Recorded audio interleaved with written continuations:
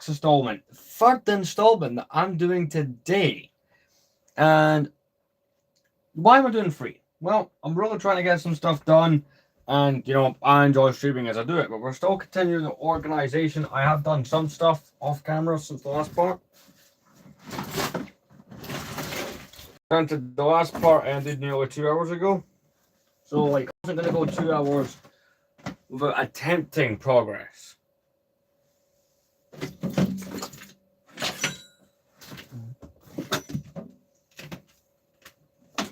Unplug this.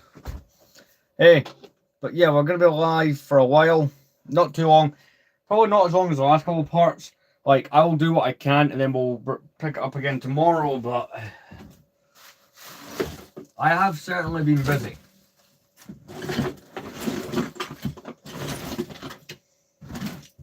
Just gonna move this mirror, and I'll show you what I managed to get done. By the way, I want to thank everyone. Ty Bomber is right there, yes. The shelves are going to look like this for maybe a day or so, till I actually get the time to do it up properly. But I think I've gained 30 subscribers from the last 2 live streams alone, so let's see how well I can do with this one.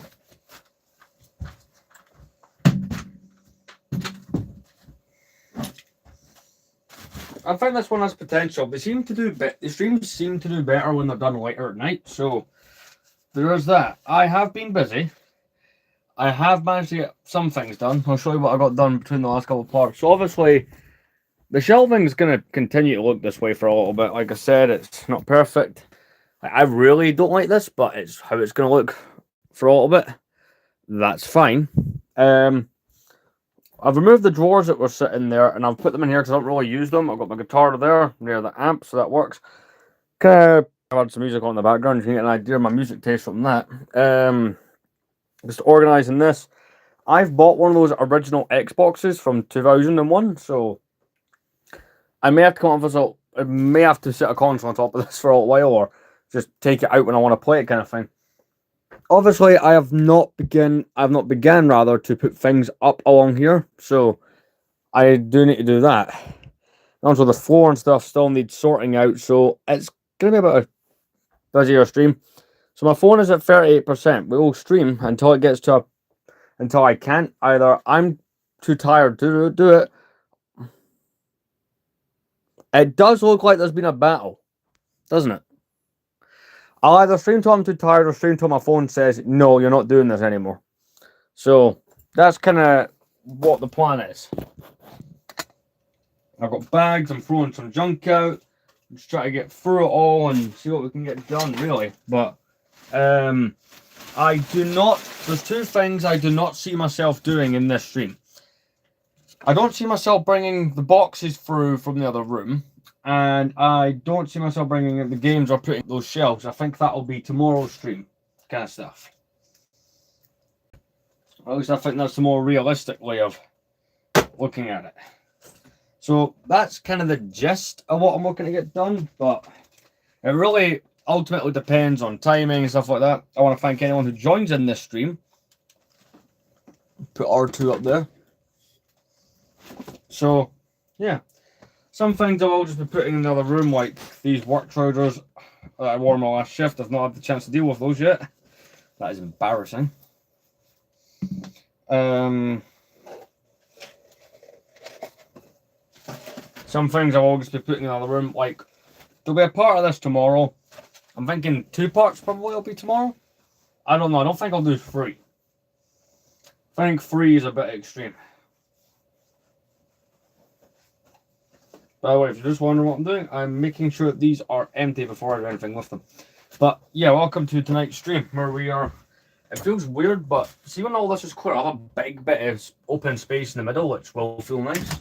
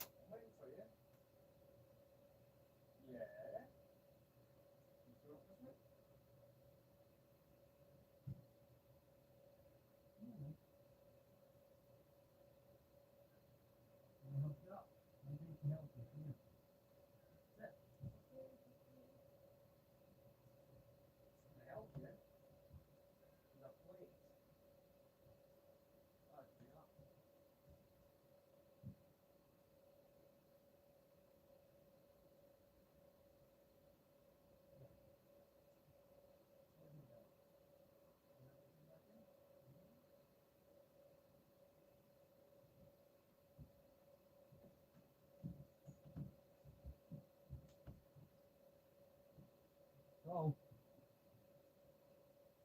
There you are. What are you doing? Oh, how's it good?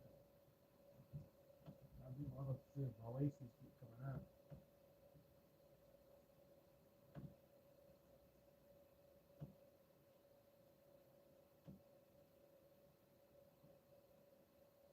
That's okay. And come for soon.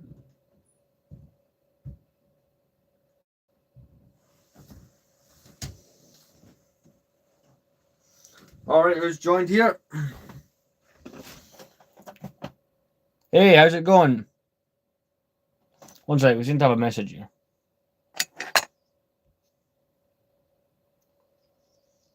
I'm loving all these comments, by the way. People keep leaving going, this channel is exactly what they needed. And, you know, saying subscriber well earned. I've had quite a few comments along those lines the last couple of days. So I appreciate that a lot, by the way. Thank you.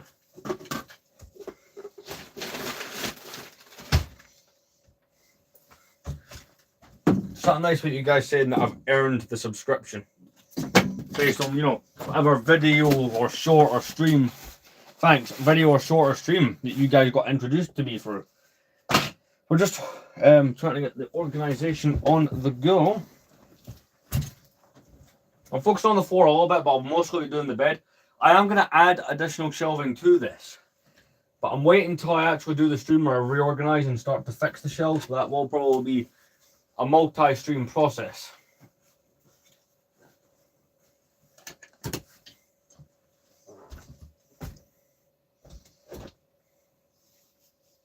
So we'll focus on the bed a bit more.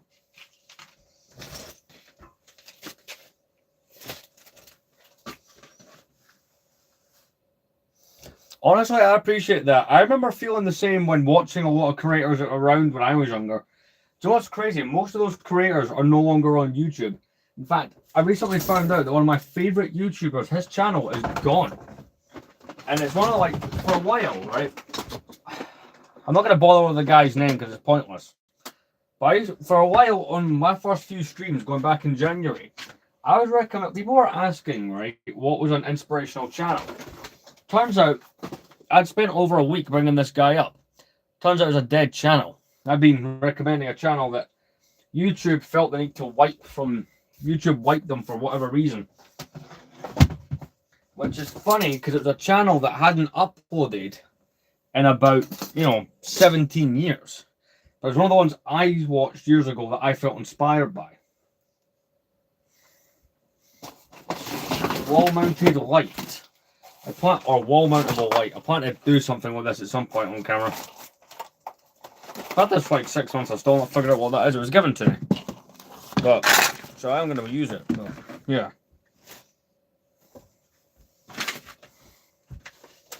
The vinyl, we'll put that again. There's some things I'm not entirely sure where they're going to go, but it's going to get figured out. It's a few cases like that.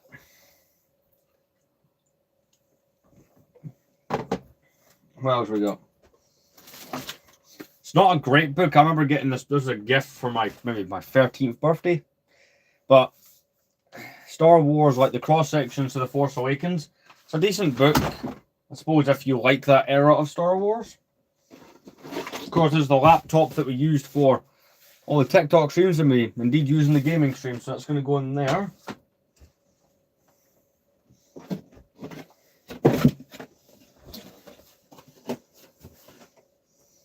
Well, I'm planning to have a couple of streams out tomorrow where I continue on this project.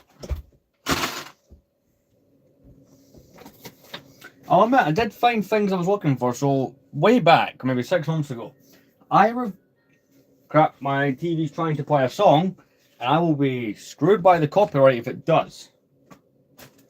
So, I found this, right? So, about 6 months ago, I reviewed this.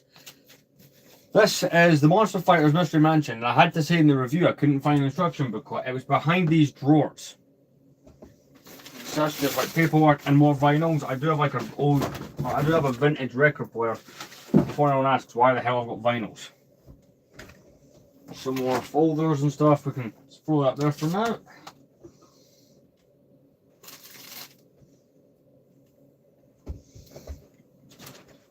But I reckon in a couple of days by the end of the week, right, the gaming streams all come back.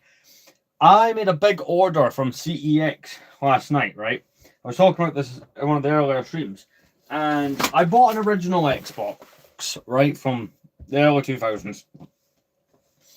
And I got, both Old Republic games and both the Old Republic games and Republic Commando. Because as much as I'm more a PlayStation 2 guy for that era, it wasn't on those consoles. But when I was on CEX's website, I typed in Star Wars and searched it in gaming just for all types of consoles it was on. And I'll tell you one thing. I picked up something that I've been thinking about buying for a while, and I finally bought it. So, the thing I picked up was the game Dark Forces for the PlayStation 1. And it's basically Doom, but it's Star Wars. But it's one of the best games you can play. Loads of nostalgia with that game. I'm not old enough to remember it.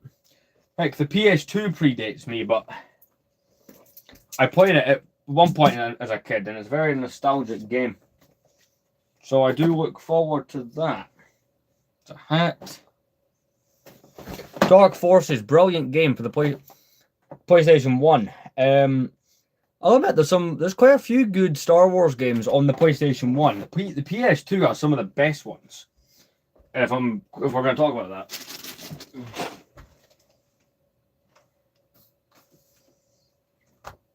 I would everyone tells me how good the modern Star Wars games are, but I would argue some of the retro ones were best.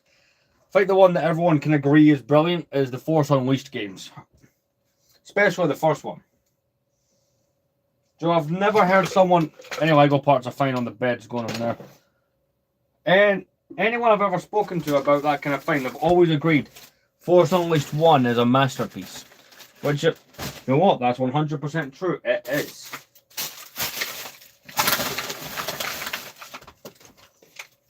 Put this poster up because I don't know if those Star Wars ones will be going back up. I don't know how salvageable those are. That is yet to be confirmed. I'll have to go through all that, to figure that one out. But yeah, these are all games I will play on stream. I do not own a PS1, but the PS2, if you insert a PlayStation 1 memory card, can play and save PS1 games. Though one thing I find weird about doing it is seeing you're moving a character around. Because I grew up in the era where games had already, gotten thumbsticks. I will try and use them instinctively, even though in the PS1 there wasn't. No, we're not, at least not right away. So I want to buy a PS1 controller for when I hook that in when I'm playing those games. Take away the confusion.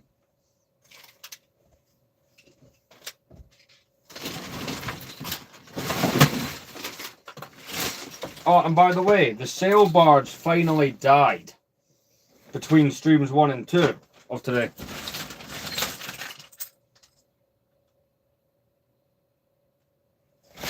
The UCS sail barge kind of died, but I'm not particularly bothered that it did. It was a set that always wanted to fall apart on me, so I'm not particularly mad that that happened. Plus, since I've decreased how much shelving I have by getting rid of a shelf for this new layout to work, I've already explained my reasoning behind that one. I was going to have to put some sets in storage anyway, and that was the one that I'd already chosen. So, to me, it's not a big loss, because, yes, I like some of the modern sets, but I'm more of a retro collector. Also, this will be getting sorted out at some point. Go over here. We'll focus on getting the bed done, because I'm going to want that for sleeping in and stuff.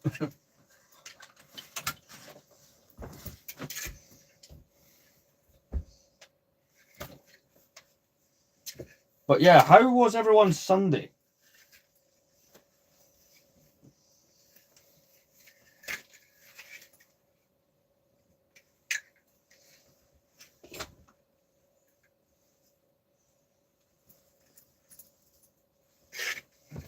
The weather, for those of you in Scotland or the UK, you may have noticed how bipolar the weather was today. That was insane.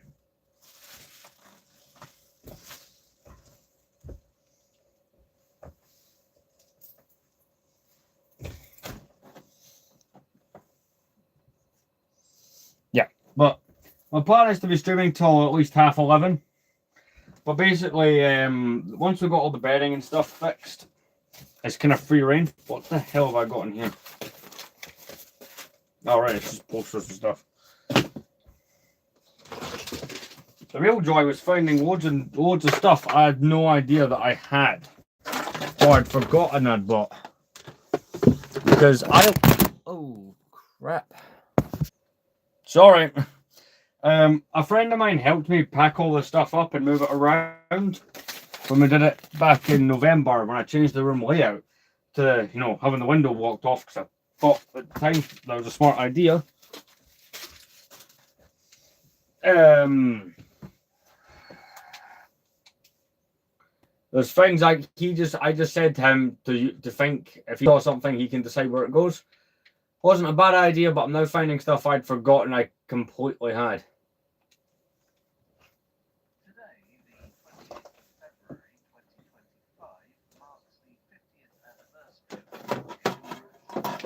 I'm going to put some background stuff on it. It's a guy called Jago Hazard, if you're wondering. I covered the accident in more detail in a video I made a few years back, but I thought now might be a good time to revisit the subject. Despite the time has passed, we are still no closer to knowing exactly why the accident occurred. The accident took place here. I'll put this in, then I'll read your comment. Station. Today, this is a Great Northern platform that receives mainline commuter trains from Hertfordshire.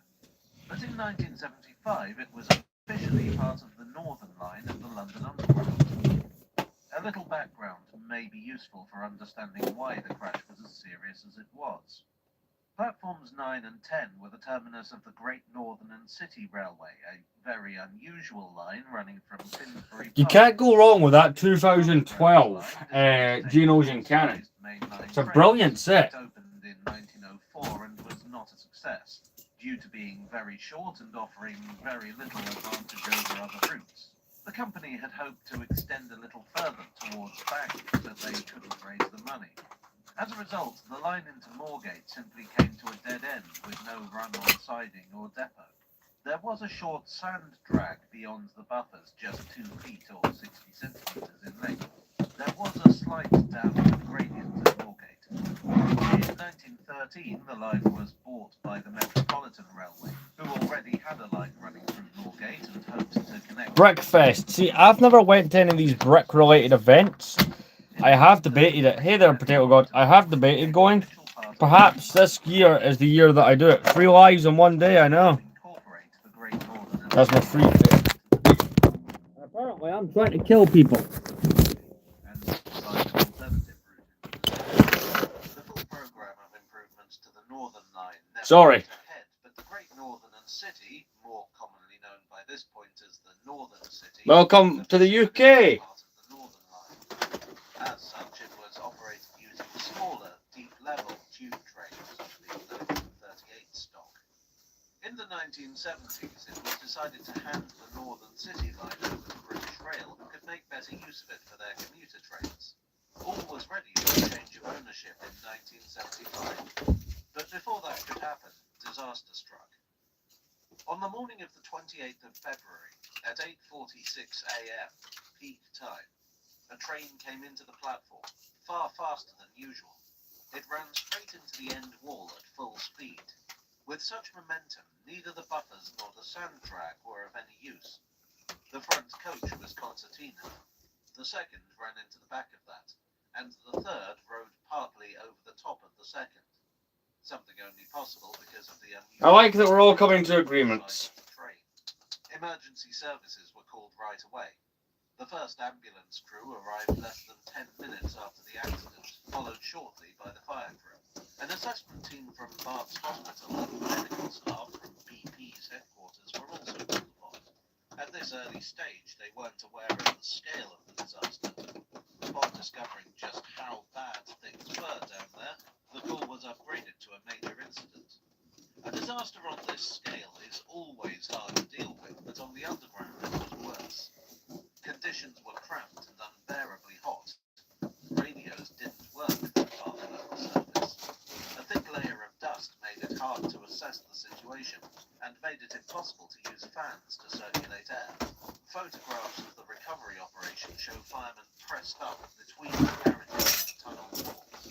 was 3:15 in the afternoon before the last of the living were extracted from the wreckage. It took 6 more days to clear the wreckage and remove the bodies within. Something in the region of 2,000 emergency services personnel were involved in the rescue. Joseph Milner, the chief fire officer, would describe the firefighters on the scene as "my 1,000 selfless heroes." 42 passengers were killed in the disaster, with a 43rd, Jeff Benton, passing away in hospital. 74 were injured. The mental toll taken on those present is surely unquantifiable. To this day, we still don't know the full story of what occurred. The report on the accident is available online, and it's from that I get much of my information today. The blame is placed on driver error. The driver was Leslie Newson, whose body was the last to be recovered. Newson was 56 years old, considered on the whole to be a capable and careful driver with a good record. He had had a couple of instances of overrunning platforms in the recent past, which did raise suspicions in the light of the crash. However, there was little reason at the time to suspect anything was amiss. He was a family man who was friendly with his colleagues. No one was aware. Right, is this the PS2's main hook? No, that's the laptop charger. He was not known to have any physical conditions that may have affected his ability to drive. He was not known to be a heavy drinker, according to Oh, it's Wilhelm. How you doing? It's been a while. trace of drug use. Alcohol was found in his bloodstream, but no more than could be accounted for by 4 days of decomposition in the tunnel. He had been on shift for 2 hours when the accident occurred and had plans for after his shift. The post-mortem showed no evidence of heart attack. So this is the thing, right, that I got to use when doing the PS2. Because it's a modern TV, it doesn't have AV out or SCART. So I've had to buy this contraption to make the PlayStation 2 work. I'll probably have to do a similar thing with my Xbox that's coming. In the light of all this, the crew witnesses reported that Newson was sat upright and controlled, looking straight ahead. The 1938 stock had a dead man's handle, that is, a control that needs to be kept pushed down, otherwise the brakes come on. When his body was recovered, Newson's hand was found to be by the handle, and X-rays indicated that he had been holding it at the time of the crash. He had not turned away, nor attempted to shield himself from the impact. One witness, a signalman, suggested that the train appeared to be accelerating into the station. The idea that he might have fallen asleep was dismissed on the grounds that the train would have bumped over the crossover outside the station, which should in theory have woken him up. The train, too, was in mechanically good condition. The trains were serviced every 6 weeks. There was no evidence of failure in the train on examination, and it seems likely that Newson would have noticed if there had been. Again, he appeared to witnesses to be driving as if the situation was completely normal. He had at this point been on shift for 2 hours. What we are left with is nothing obvious. There was nothing to indicate careless or irresponsible behaviour on Newson's part, nor a desire to end his life. Of course, we can never know exactly what's going on in a person's head, and both the nature of the accident and the conditions of the rescue operation make it impossible to draw any conclusions with 100% certainty. There are some interesting medical theories that I've read. One that I think is worth considering is that he may have had undiagnosed narcolepsy. This can manifest in many ways, including cataplexy and parasomnia. Or, to put it in layman's terms, sudden loss of muscle control and strange behaviour while asleep, such as performing actions while being unaware of... Yeah, I'm alright, Darth Technician. How are you? Explain both the crash and Newson's earlier overrunning incidents. Narcolepsy is not hugely well understood even today. This is the biggest bit we have left of the sail barge after what happened to it, but it's one of those sets that I liked, but slowly started to just get annoyed with because it kept breaking apart. And as we get further and further from the incident in time, we are less and less likely to figure it out. Instead, let's consider what we have learned from the disaster. I'm going to try and break this into another section. Made was the reduction of speed limits from 15 miles per hour to 10 miles per hour in stations. The disaster also resulted in the installation of what became known, inevitably, as Moorgate control. This was a system of trackside sensors to monitor the speed of trains approaching terminus stations and dead-end sidings. If the train is above a certain speed, its brakes are automatically triggered. Many tube trains now, including those on the Northern Line, are partially automated, taking the responsibility for acceleration and deceleration. 1 sec, I'll look at your comment. I'm a bit up far away from the phone. I can see it, but I can't read long distance. Where automation is not used, safety precautions have only grown more and more stringent on the railways. There are multiple warning systems on trains that require active engagement. Health requirements for working on the railway are stringent. Random drug tests are carried out, and the penalty for being found positive is being blacklisted from the entire rail industry for a period of no less than 5 years. In 2023, digital signalling was introduced on the Moorgate route. This gives the driver precise, up-to-the-minute route information. In many ways, like so many others, Moorgate was the result of a series of misfortunes coming together. Let's try and take this apart to fit in this bag a bit better. One built into the wall of the station and the other at nearby Finsbury Square. While we may never learn exactly why the disaster happened, it is at least some comfort to know that it can never happen again.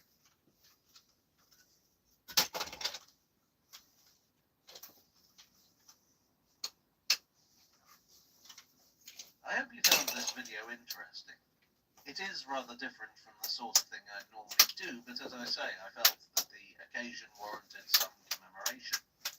I would like as ever to thank my donors on There we go, it's in half. Patreon and here on YouTube for your kind support.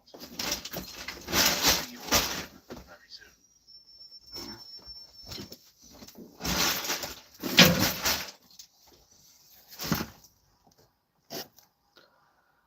I was just reorganizing some stuff out.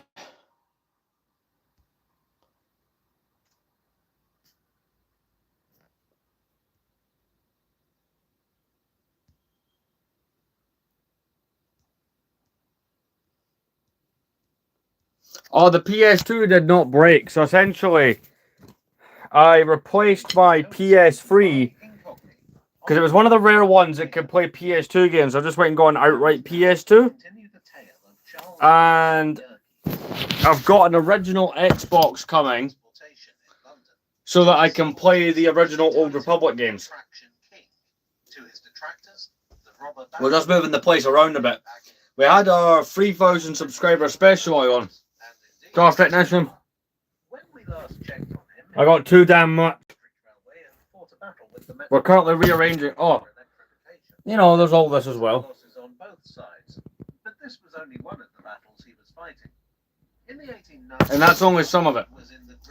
That's not including what's in the other room. London had largely been missed by the main line railways due to the findings of the Royal Commission on Metropolitan Railway Termini. This commission had decreed in 1846 that no more railways could be built through the central area for fear of the city being carved up by viaducts and cuttings. There were occasional exceptions to this, but on the whole, the rule was... Essentially, we're just clearing the bed of stuff at this point. Triple Falcon. I've also got the Starship Series one. Where that is right now, I'm not sure. The Metropolitan Railway's rivals, the District Railway, had nearly gone bankrupt this way. In 1890, though, the City and South London Railway came along, and that did things differently. It ran in a tunnel far below ground and was powered by the newfangled electric locomotive. This caught the interest of speculators and entrepreneurs alike, especially when the new railway began turning a profit. The conditions below the city at the West End were well suited to the digging of tunnels. London is built on clay, which is soft enough to... The Death Star, I had the 2008 one at one point. It's a set that I plan to buy again. It was as if a new seam of gold had been discovered, one that could be reached by tunnel. A whole raft of proposals were put forward for new tube lines over the next couple of decades. Yeah, I see what you mean. There is a brick behind its wheel. The Great Northern and Strand, the Waterloo and City, the City and Brixton, the North West London, the Piccadilly and City, the North... Cloud City's also up there temporarily. I got to fix a whole bunch of stuff, but City. I've just been really busy trying to get things into a certain place. All this is temporary, like I said. Over the next couple of days, I'll be sorting all this out to be more permanent. These proposals disappeared, either in the face of competition from other proposals or simply through a lack of money. But if there was one thing Yerkes was good at, it was raising money for major railways. If Yerkes was interested, the investor community was interested. On the subject of interest from shady characters, that reminds me, a good way to deal with them is through today's sponsor, Cockney. Not all Cockneys are flash-skinned men with big moustaches. Back then, they had their eye on railway lines. These days, they have their eyes online. Do you see what I did there?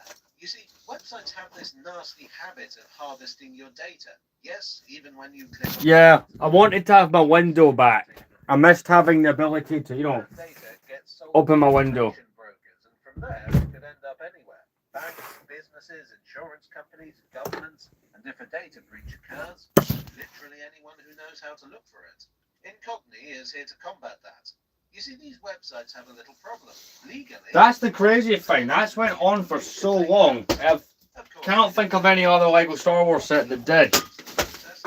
The other longest Star Wars set was the 2008 Death Star, which hung around till 2015. If you're curious yourself, the first 100 people to click the link in the description below and enter code HAZARD get 60% off.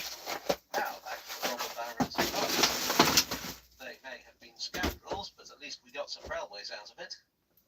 The first tube railway to attract Charles' attention was the Charing Cross, Euston and Hampstead Railway. This received parliamentary authorisation in 1896. The scheme was what it sounds like.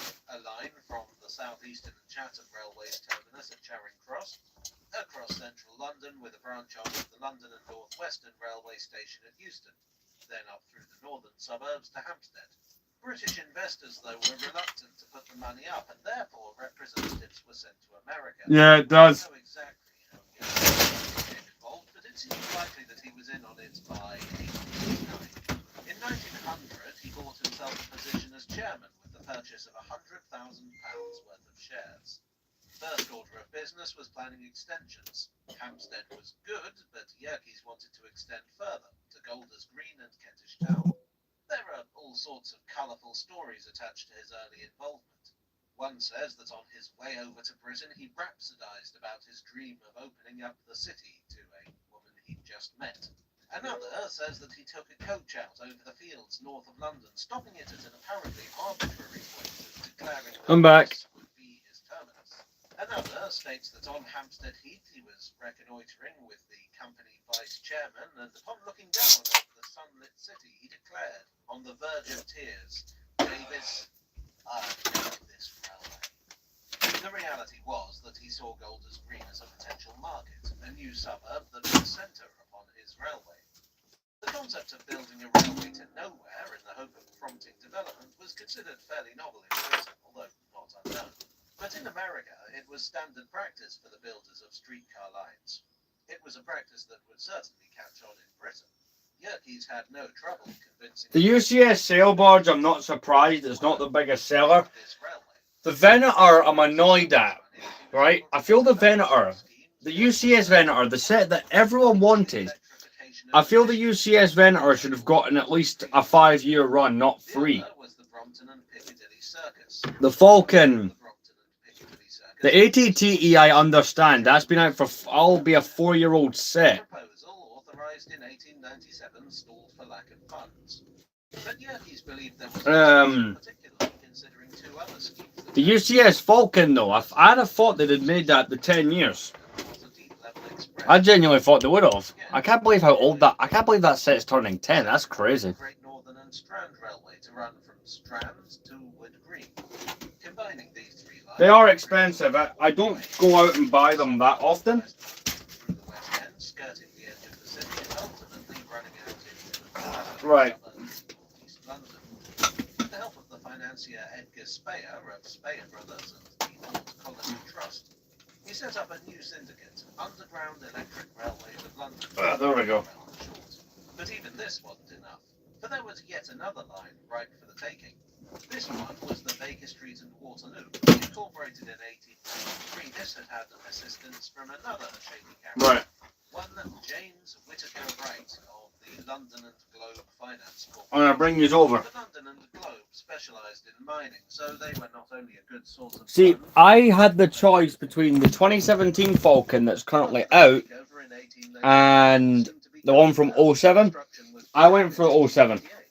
Confident of their success, they applied to extend their original proposal to Paddington in the north and Elephant Castle in the south. What could possibly go wrong? Well, in retrospect, there were red flags. Wright tended to favour a certain kind of person for the boards of his companies. The kind of person who didn't like to do his own work. The kind of person who trusted easily. The kind of person who didn't have a whole lot of experience in the company's business. Which was fine as long as the money kept rolling in. But remember I said that British investors weren't enthused. It is worth it, but I will warn you, it is a very, very bad set in terms of how well it falls apart really easily. Like, ridiculously so, considering it's a UCS set. For a UCS set price, I want something that holds up physically and does so well. By borrowing money from his other companies.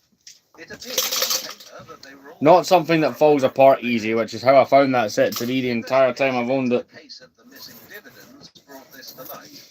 To the point where I've given up and just turned it into a bag of parts. Which, Awaiting his hearing, what will happen? I've not figured that out yet. Wright took a cyanide capsule and ended his own life. Still, every cloud has a silver lining, or at least it does if you're Charles Tyson Yerkes. And in March 1902, UERL acquired the incomplete Sequels? Nah. I don't buy sets from them, and I've never bothered to rewatch them because why would I want to dull my brain a second time? My favourite is always going to be the original trilogy, but I do have a soft spot for the prequels and Clone Wars. Like, if you were to see my full collection, you'd understand, but I think the sequels are poorly written, and Ryan Johnson, who done episode 8, wanted to divide fans for fun. Yeah, great. Screw you. It's not entirely surprising that he should therefore take an interest in Tube-mania. Like, He backed a proposal known as the Piccadilly City and North East London Railway. This company would find itself in opposition. Think the Jabba the Hutt. Weirdly, the very first set he was in was cheap. The 2003 Jabba's Palace was a very cheap set. From 2012 on. Return of the Jedi. I like this guy already. Return of the Jedi was the first Star Wars movie I saw when I was 5 years old in 2008. Very first Star Wars thing I saw was Return of the Jedi. That was my into the franchise. It's always been between Empire and Return of the Jedi. I mean, Empire has the Cloud City scenes, but Return of the Jedi has the Luke and Vader N-Files. Return of the Jedi is brilliant. Things were looking good for Morgan. The tables were turned. He had an experienced ally and a firm plan. See, Return of the Jedi was the natural and perfect end to Star Wars, right? I wouldn't have minded the books continuing. I have got a couple of the Star Wars Legends books. I have read those. So it is quite good. 1 second. Morgan disagreed on how much of a share London United could get in the PCNELR. And even the abbreviation is ridiculously long. Morgan believed that they should have a minority share as they were only contributing a third of the costs. White believed they should get more because London United was key to getting the railway built. Morgan, rather arrogantly, refused to negotiate or even respond to White's letters. White was furious and declared, "Nothing on earth would induce us to continue doing business with that firm." He had had enough and looked to sell up. According to Speyer, UERL was approached by London United in 1903, offering to sell them a majority shareholding. Whether it was pragmatism that drove White to sell his shares to Yerkes or pure spite, Alright, I'm back. got what they wanted. London United, now part of the UERL family, pulled out, giving Morgan no time to amend his tube schemes. Parliament gave him the boot and gave Yerkes their approval. Now the way was clear for Yerkes to combine his own lines into the Great Northern, Piccadilly and Brompton Railway. With 3 deep-level tube lines under construction, standardisation could be brought in. The new lines would use the same electrification. Max Rebo, that's not surprising. Architecture. Where lines met, they could share stations. Tickets could be issued across lines. I mean, Max Rebo's a cool character, but I am surprised Lego did him twice. Now, Yerkes had That surprises me. His schemes covered much of London. The only part that he didn't occupy was the south, Yep. and he wished to extend that even down to the Channel. At this point, who was to say whether this was an unrealistic aim? The man seemed unstoppable, until Monday 1905 he was stopped. On the 29th of December, at the Waldorf Astoria in New York, the Titan expired from kidney disease. And it was in death that his final scheme would unravel. My favourite character from any of the Jabba's Palace sets, right, is EV-99, which is the torture droid from the first set. I've always wanted a modern one. In reality, Yerkes should have been bankrupt. Yes, because the original toys from the 1980s depicted him as having arms. UERL was doing well either. And those were wrong, and I think that's why most toys have given him arms. The Baker Street in Waterloo and the Great Northern, Piccadilly and Brompton eventually opened in 1906, with the Charing Cross, Euston and... I'm loving the exchange of information on this stream. Traffic on these lines and the electrified district did not meet expectations. In desperation, new management was brought in by the shareholders, Albert Stanley of the New Jersey Tramways and George Gibb. 1 second. Gibb in turn recruited his colleague Frank Pick as commercial manager. Between them, they managed to save the underground. UERL would acquire more transport concerns, only ceasing to exist in 1933 when it was absorbed by London Transport. At this point, though, the syndicate basically was London Transport. So, what sort of a man was Charles Tyson Yerkes? A visionary genius who turned pie-in-the-sky plans into action, or a smooth-talking con artist only out for himself? I'd argue both, and that was the key to getting his lines built. An engineer might not have the business acumen to encourage investment. A pure speculator wouldn't have the technical knowledge to instill confidence in Parliament. He had a track record when it came to track, and he was willing to put his own money on the line. He conned people into believing he could improve transport by actually improving transport. It's no wonder that even after being twice disgraced in America, he was still able to talk others into going along with him. We cannot give him sole credit for the underground network, of course. We'll never know how a tube network actually run by Yerkes would have gone. Had it not been for Perks, Speyer, and later Gibb, Stanley, and Pick, his schemes would likely have collapsed like those that came before them. Or worse, London would now be undercut by miles of unfinished tube line, an embarrassing footnote in railway history. Still, he was the man who started it, the one who came to London and laid the foundations of the modern underground system, and indeed the whole of London's transport. In less than 5 years, he changed London forever, and for better or for worse, we feel his legacy to this day. Well, I hope you enjoyed this ambivalent tale from the tube. If you did, please do leave a like and consider subscribing for more. I would like to thank my donors on Ko-fi and Patreon, and here on YouTube as ever, for your generous support. You are the suspect loan to my suspiciously profitable company. Thanks also to Incogni for sponsoring this video. Check out the link in the description below to take advantage of their generous offer. And I will see you all again very soon for another tale from the tube.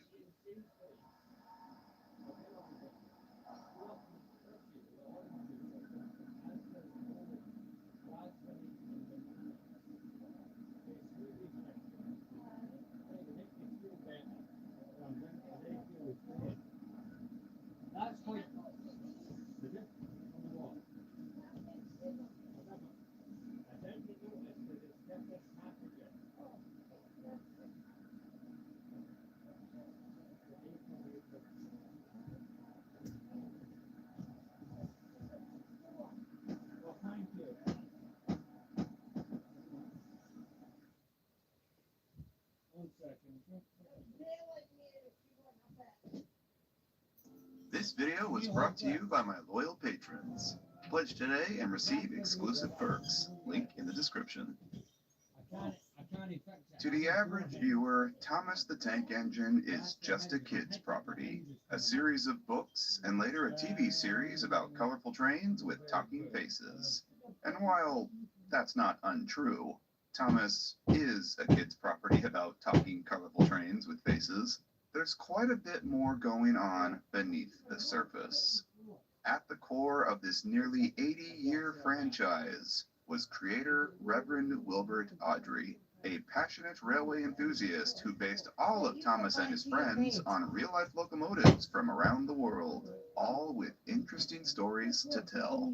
And he used these engines' unique histories and quirks and mishaps to shape the personalities of the characters in his railway series. There is such a high level of research and authenticity to Awdry's vision of the island of Sodor. Every engine has ties with real-world ones in history. And today, we're going to talk about all of them. This is a video that's been requested by many over the past year or so. I do go into the inspirations and prototypes of the characters in their respective Sodor's Finest videos, but what about all the others that I haven't covered? What about some of those obscurer ones that will probably never get their own video? What is D40125's story, goddammit? So, everyone will be getting some time in the spotlight today, and everyone's story will be covered. My goal here is for you to walk away from this video having learned something new about these characters and the real locos that they are based on. Now, quick disclaimer, this video will only be covering engines within the Railway series lore, so we will not be touching on TV characters. You will not be seeing Salty or Emily here. Now, I did originally consider covering everyone from books and TV, but I quickly realized that that was just going to be too much for one video. I'm only one guy. Perhaps we'll cover the TV guys in a part 2 at a later date. And secondly, we will only be covering the characters with definitive prototypes. There will be a lot of oddballs covered here, don't worry, but ones like the background engines in the first book, for example, or this thing, we're just going to skip, simply because we don't know what their prototypes are, if any. There's simply just no information on them. I'm also going to skip some minor engines mentioned in lore books or lectures, like the varying copy pots or blisters 1 and 2, for example, simply for a lack of visuals to use for them. I'll make a few exceptions for characters we do have enough info on to warrant their own sections, and I will point those out as we get to them. We are just going to stick to the facts here. Engines with real-world histories and stories to be told. We will go in order of build year, starting with the oldest engine and working our way up to the most recent. We shall begin our journey through railway history towards the beginning of the 19th century.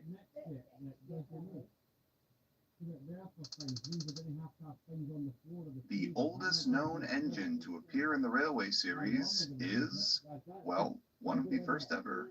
Stephenson's Rocket, or simply just Rocket for short, is a 022 tender engine built in 1829 by Robert Stephenson and Company in Newcastle for the Rainhill Trials.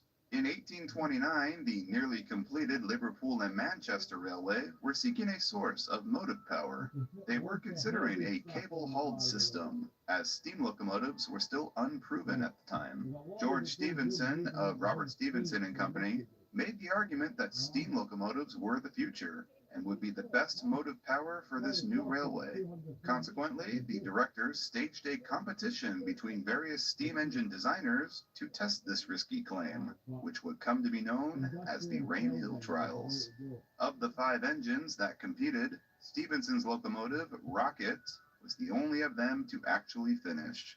And subsequently, Robertson, Stephenson and Company were given the contract to produce a fleet of locomotives for the railway. Rocket was... But so apparently it's playing goddamn train lore. But it was the... Let me read some of these comments.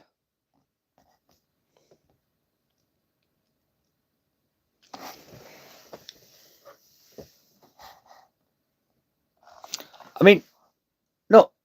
Max Rebo is up there. He plays the red ball organ.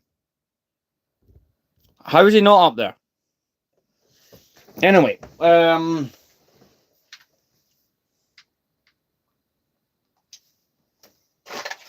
All. but we're just gonna at this point move things off. Great railway termini: King's Cross, Paddington, St Pancras. I don't like smart play at all, right? I'm gonna be honest. I think the concept, it was a good idea. Like, the idea is brilliant. I mean, look. I remember as a kid having Lego sets back, 15 years ago. I apologise for my appearance throughout the stream. I had Lego sets that had sound bricks in them, but no, nothing like what smart bricks is. That's a whole nother animal. Now, I'd love to say that grand realization. It's a cool idea, but crap execution. That's how I look at smart brick. See if it made legit Star Wars noises. I would, like, properly, I would like it more.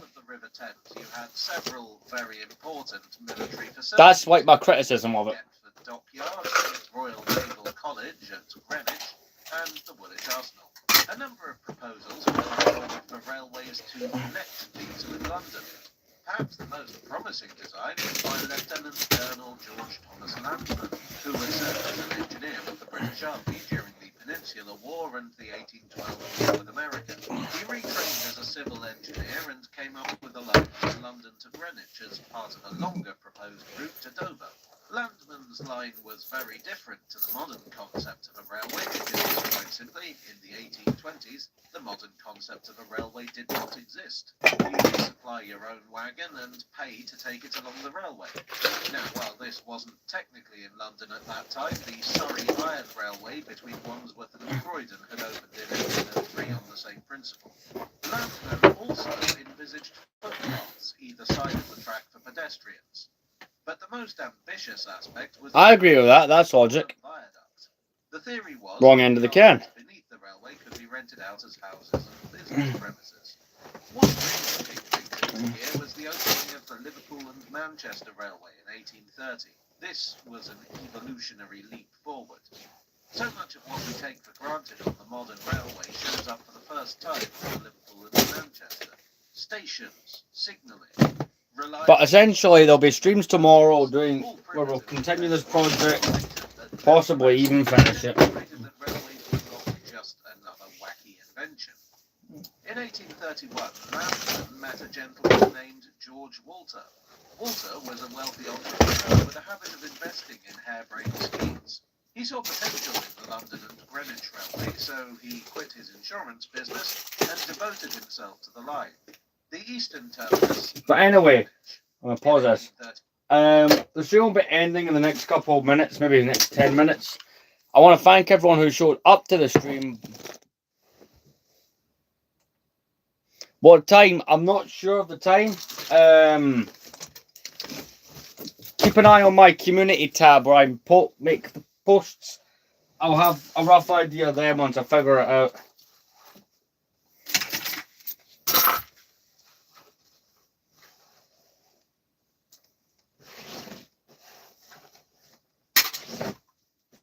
It's a very incomplete job I've done today, but trust me, we got a lot in for the goal that I set myself. I'm happy to be able to do this much. Yes, it's incomplete, but to get as much done as I did within the space of a day, I am quite happy with that. So I am going to go get the duvets and stuff from the other room. Plus it means it lets this run near enough an hour. What's up? Because I prefer these to be around that time length.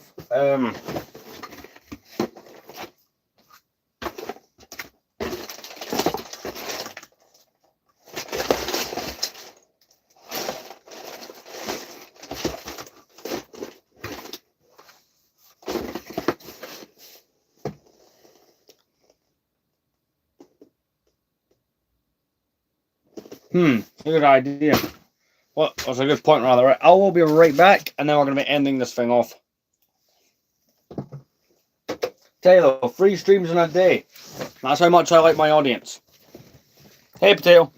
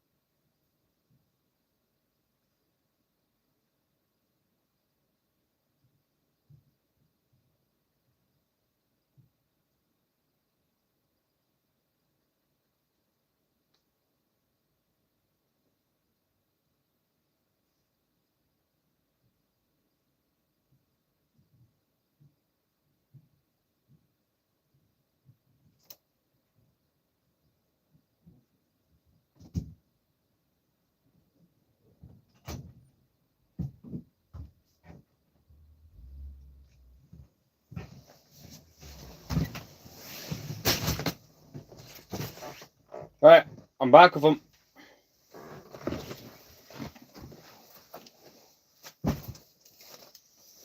Gotta go make another trip, but we're doing all right. Do you guys see before the end of the stream, I will take you into the room, right, and give you an idea of how much we've got sitting of stuff that's got to come back through here in tomorrow's stream.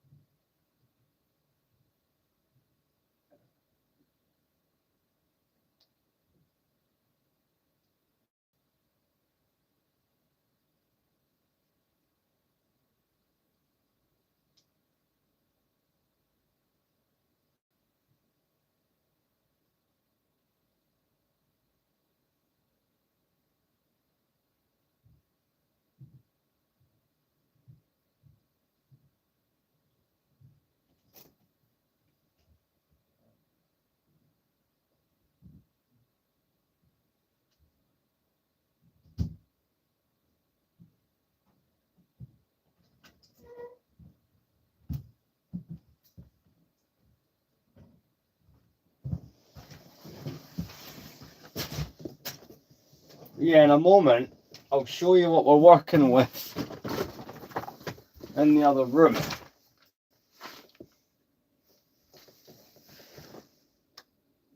I think that'd be kind of interesting. You guys want to see? Right, I'll show you. Let's go.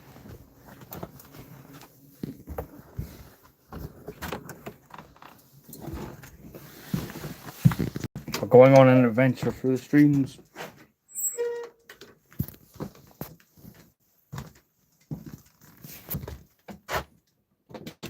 Yeah, that's a true fact, right? You guys ready to see?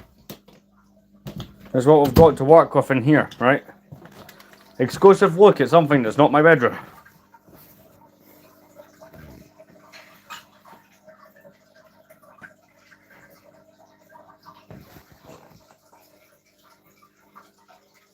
And over here is like all my gaming stuff. Step over here. So it's like some Indiana Jones stuff, some posters, PlayStation 1 games, all sorts of stuff, PlayStation 2 games, some of the wall shelves and stuff. So this is what I put through here. But yeah, these are, I keep the boxes, right? Which is probably not great that I do, but it also is great. So, yeah. It's both ideal and not ideal at the same time. Here's the thing though, right? It's so hard not to keep the boxes.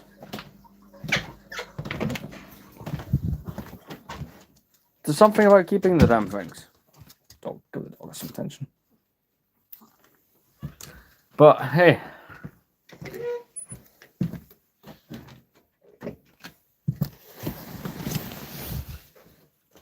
Look, I hope that you all enjoyed the free streams that I did today. I'll tell you one thing. It's not often that I do that. Well, it's not often I do free streams in one day. There has to be a reason to go that live that many times. And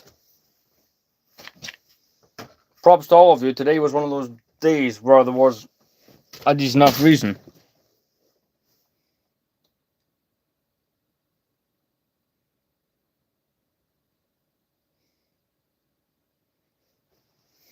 Do you know what? I appreciate you subscribing, because I've got a vote going on. If you go on my community page, I've got a vote going on, right? And with that vote, it's to pick the set that I'll build for 4,000 subscribers. So there is that, but I'll quickly sort out all this. If you got, while I'm doing this, if you guys got any sort of questions you want to ask me and stuff,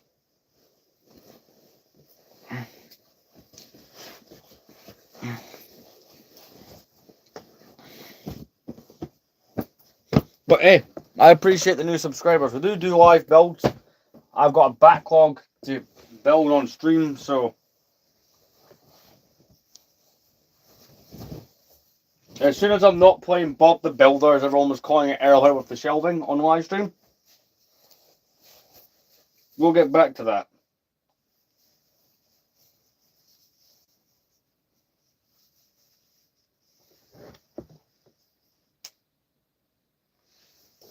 Look, I'm going to be honest with you, right? I think we'll do that before the end of April.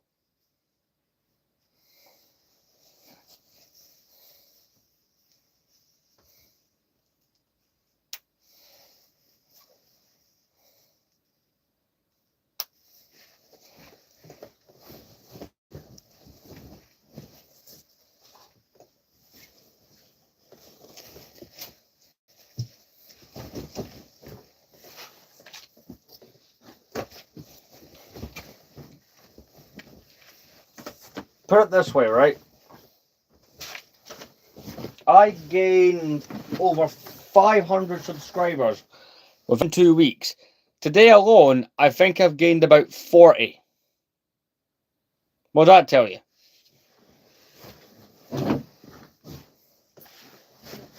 Sorry, I've gained 40 minimum. But, hey, look, progress was done. We got somewhere today. I want to... Why 10K before 2027? I'm just curious.